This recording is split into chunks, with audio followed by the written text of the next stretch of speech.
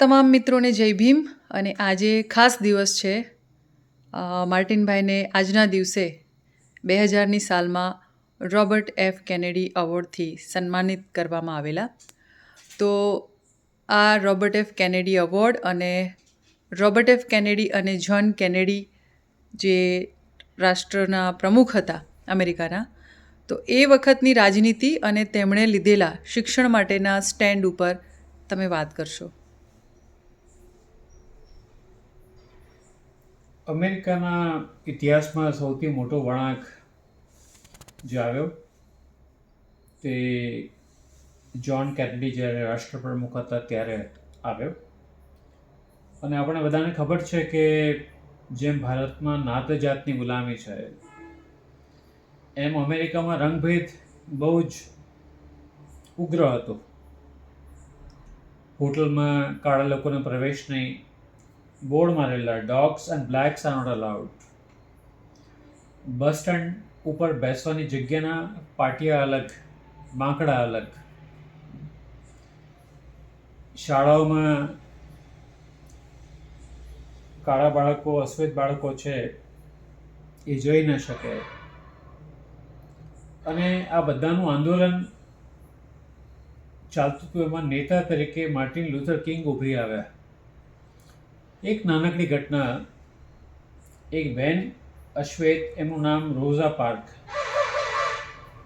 ઇસ્ત્રી કરવાની ફેક્ટરીમાં નોકરી કરે. સાંજે થાકીને લોથપોથ થઈને ઘરે જતા હતા. બાળકો રાહ જોઈ રહ્યા છે, મમ્મી આવશે તો જમવાનું બનાવશે. ત્યારે ખાનગી બસો હતી. ખાનગી બસની અંદર બે ભાગ હતા. આગળના ભાગમાં સુંદર સોફા જે ગોરા લોકો માટે, અને લાકડાના પાટિયા મારેલો ભાગ હતો તે અશ્વેત લોકોને બેસવા માટે હતું. જો અશ્વેત લોકો બેસવાનો જે એનો ભાગ છે ત્યાં ફૂલ થઈ ગયું હોય, જગ્યા નથી, અને આગળના ભાગમાં જગ્યા છે, તો કાળી ચામડીવાળી કોઈ પણ વ્યક્તિ તે જગ્યા પર ન બેસી શકે. જો આગળનો ભાગ ભરાઈ ગયો છે અને કોઈ ગોરો આવી ગયો બસમાં, તો પાછળના લોકોએ ઊભા થઈને જગ્યા આપવી પડે. આ પણ નિયમ હતો ત્યાં.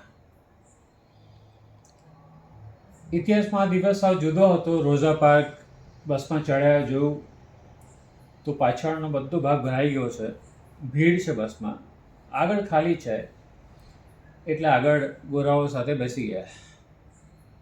તરત જ ઉહાપોહ શરૂ થયો.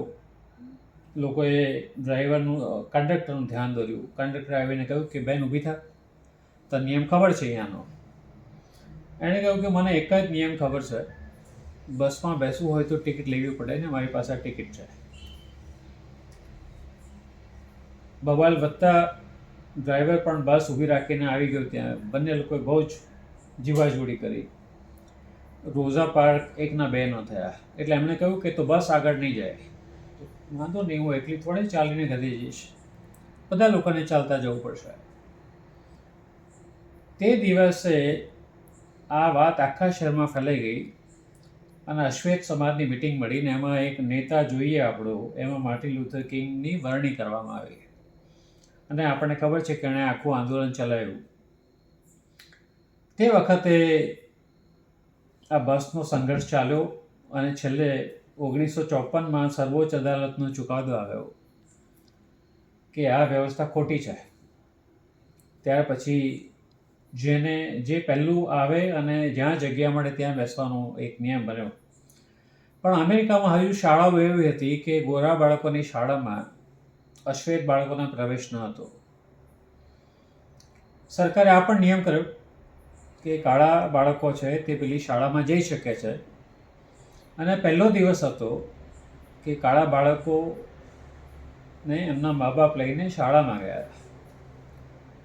પ્રિન્સિપલ ગોરી વ્યક્તિ, એણે બધા ગોરાઓને બોલાવી રાખેલા હતા કે પેલા કાળાઓ આજે શાળામાં ઘૂસવાની કોશિશ કરે છે. એટલે યુદ્ધ જેવી સ્થિતિ હતી. વાત રોબર્ટ કેનેડીને કાને ગઈ કે ત્યારે ત્યાંના કાનૂની મંત્રી, એમણે પ્રિન્સિપલને કહ્યું, હું તમને થોડો સમય આપું છું, રાહ જોઉં છું.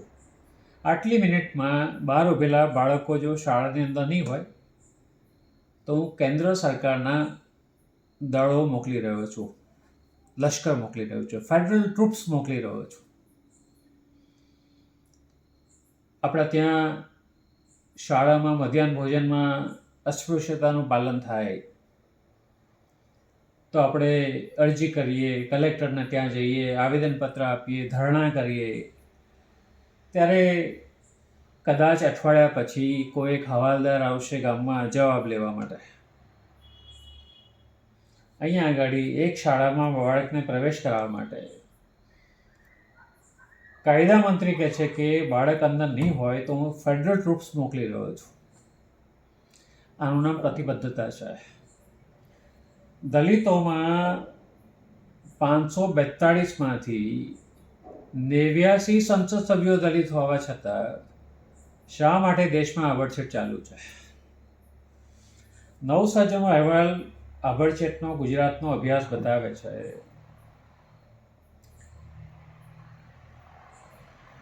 54% ગામોમાં 54% ગામોમાં મધ્યાહન ભોજનમાં દલિત બાળકોને અલગ બેસાડવામાં આવે છે. વિધાનસભામાં આવો આપો થયો, પાર્લામેન્ટ સુધી આ રિપોર્ટ ગયો છે. હજુ વિધાનસભાએ રિપોર્ટ જાહેર નથી કર્યો. ગુજરાતમાં 13 ધારાસભ્યો દલિત છે.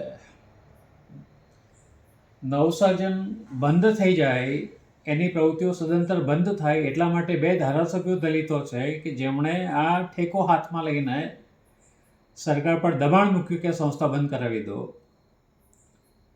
પણ એમને દલિત સમાજના બાળકોની જે હાલત છે એની ચિંતા નથી. આ જ હાલત આદિવાસી બાળકોની છે. સમાજ શિક્ષણ સંસ્થાનું શું મહત્વ છે સામાજિક પ્રગતિમાં એ ના સમજે તો નકામું છે. ગુજરાતમાં પાટીદારો છે, એમની મોટી મોટી સંસ્થાઓ છે. રાજપૂત સમાજની મોટી મોટી સંસ્થાઓ છે. આપણે સમાજ બાંધવાનો ચીલો શરૂ કર્યો છે, પણ વણકર ભવન ને રોહિત ભવનો પેટા જ્ઞાતિના આધારે. તમે વલ્લભ વિદ્યાનગર જાઓ છો, ત્યાં બધા સમાજોએ પોતાની જ્ઞાતિવાર પ્રાઇવેટ હોસ્ટેલો ઊભી કરી છે એમના સમાજના બાળકો માટે. સરકારી હોસ્ટેલ ન હોવાને કારણે દલિત અને આદિવાસી બાળકો ત્યાં રહી શકતા નથી. આ હાલત જો ગુજરાતની છે તો બિહારની હાલત શું છે, ઝારખંડની શું છે, ઉત્તર પ્રદેશની શું છે, મધ્યપ્રદેશની શું છે? ઘણા લોકો ફેસબુક પર લખે છે હું 2 દિવસથી આ વાતો કરી રહ્યો છું શિક્ષણ માટે. તો ના, નવસર્જનનું ફંડિંગ ચાલુ થવું જોઈએ. મને ફોરેન ફંડની કશી જરૂર જણાતી નથી. હું એને મળે ને તો ફાડીને ફેંકી દેવા તૈયાર છું.